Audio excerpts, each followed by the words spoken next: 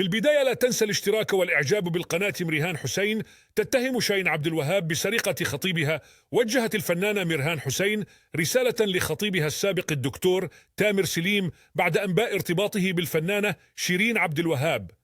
وغنت مريهان حسين مقطعا من أغنية كدابين للفنانة شيرين عبد الوهاب خلال لقائها ببرنامج عرب واد كرسالة موجهة لخطيبها السابق، حيث قالت: كل ما أنسى كلامك برجع افتكره، في الزمن ده الكدابين اتمكنوا واكتروا.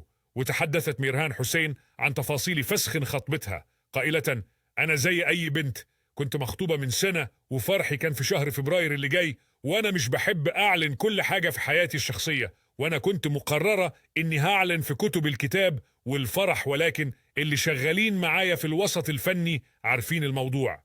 وعن حقيقة ارتباط الفنانة شيرين عبد الوهاب بخطيبها السابق الدكتور تامر سليم، علقت مريهان حسين قائلة: أنا مدخلتش مع حد في موضوع، ومش حابة أتكلم عن أسماء، وكل حاجة بحاول أخدها بشكل إيجابي، ولكن طبيعي أنا بني آدمة وحاجات بتضايقني وبيصعب علي نفسي، وكلنا بشر وكلنا خطاؤون. لا تنسى الاشتراك والإعجاب بالقناة.